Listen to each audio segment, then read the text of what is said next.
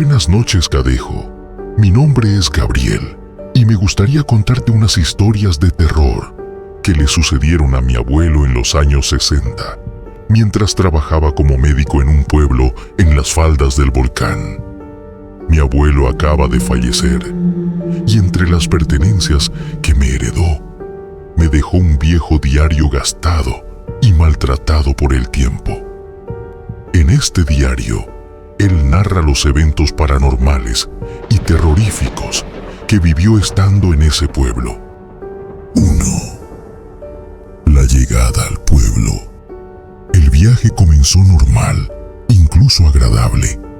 Por momentos pensé que todo lo que me habían dicho del lugar estaba exagerado. Los primeros pueblos que atravesamos eran pintorescos, con casas humildes pero acogedoras, rodeadas de árboles y campos abiertos que parecían extenderse hasta el horizonte. La gente en las calles saludaba al autobús con sonrisas, y el sol iluminaba el paisaje como si quisiera calmarme. Pero esa sensación no duró mucho. Mientras avanzábamos, el paisaje comenzó a cambiar. La vegetación se volvió más densa.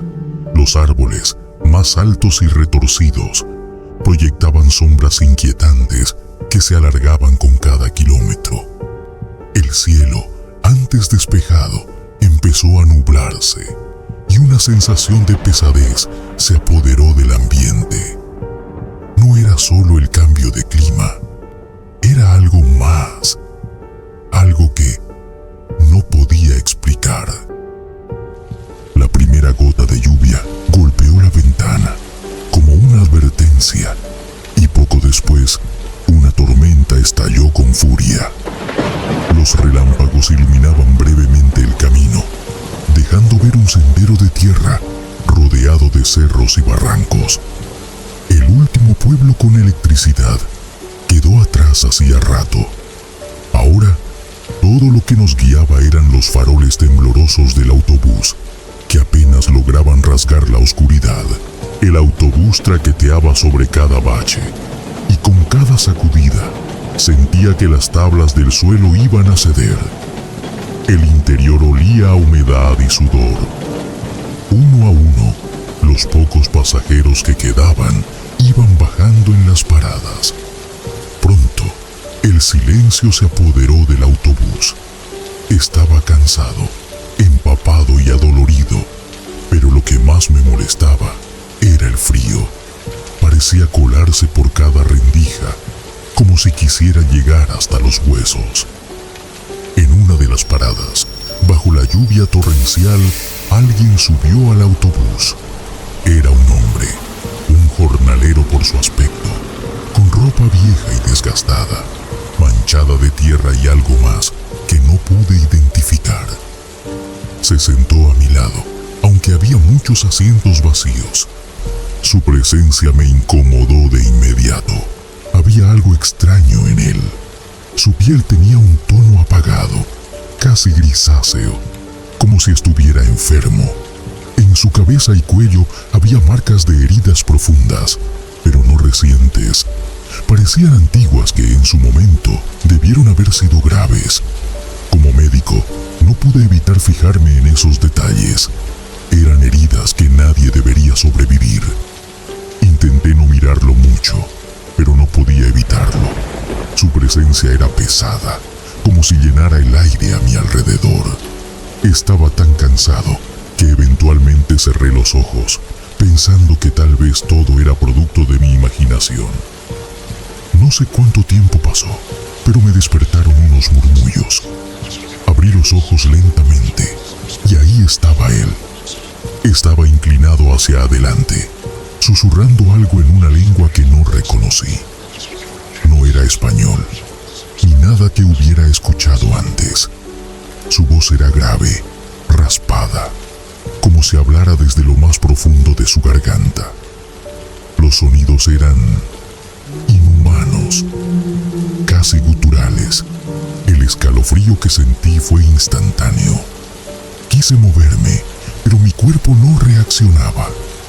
En ese momento, el hombre giró la cabeza hacia mí No sé cómo describirlo. No fue un movimiento natural, sino algo torpe, como si sus músculos no supieran cómo funcionar. Su mirada estaba vacía, pero desesperada al mismo tiempo. Antes de que pudiera reaccionar, me tomó del brazo.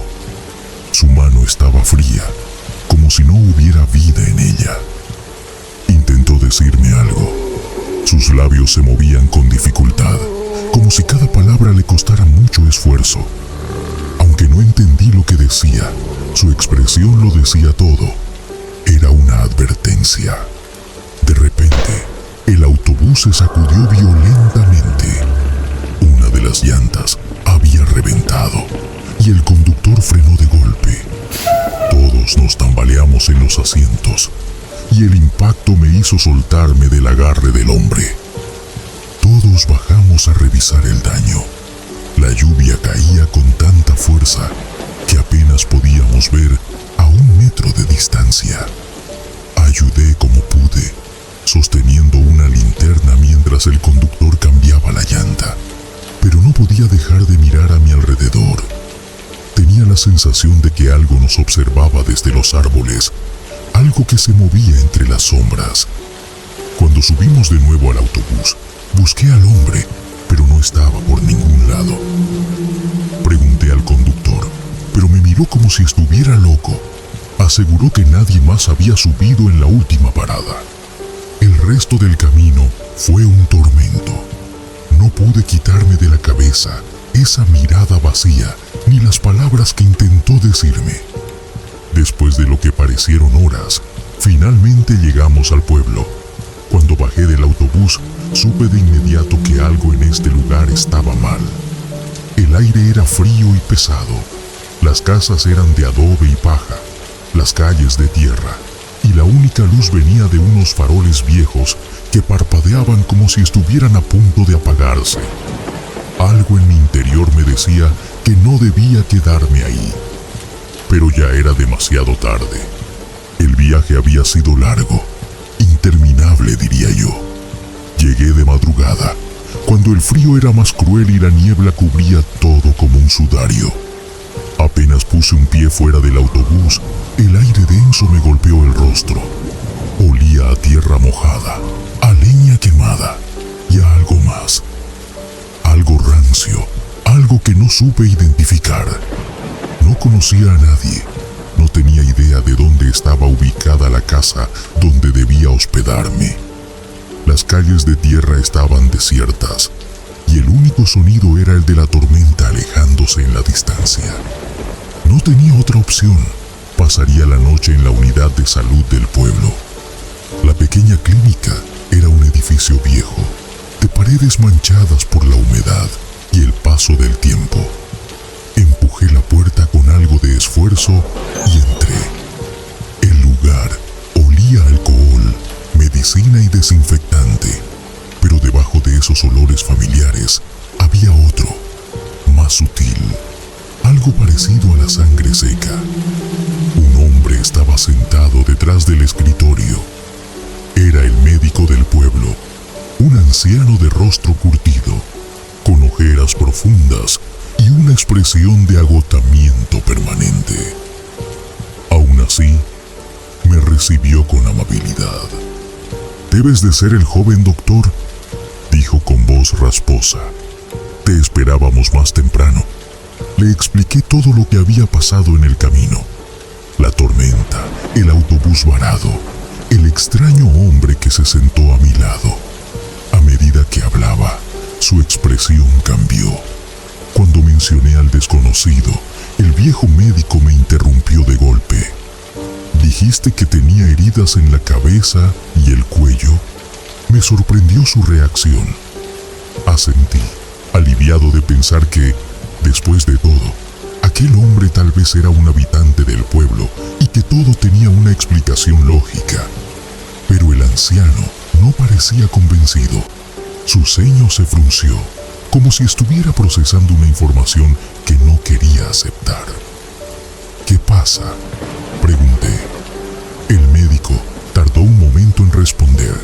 Luego, con voz baja, casi temerosa, dijo unas palabras que hicieron que un escalofrío recorriera todo mi cuerpo. Ese hombre lleva muerto más de un año. Sentí un vacío en el estómago. ¿Estás seguro?, pregunté, esperando que todo fuera una broma, un malentendido. El anciano me miró fijamente y dijo: yo mismo le hice la autopsia. En los próximos videos te estaremos contando más historias de terror que le sucedieron al abuelo de Gabriel en ese misterioso pueblo.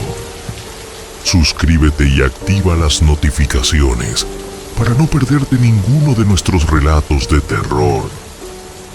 Se despide Cadejo Negro.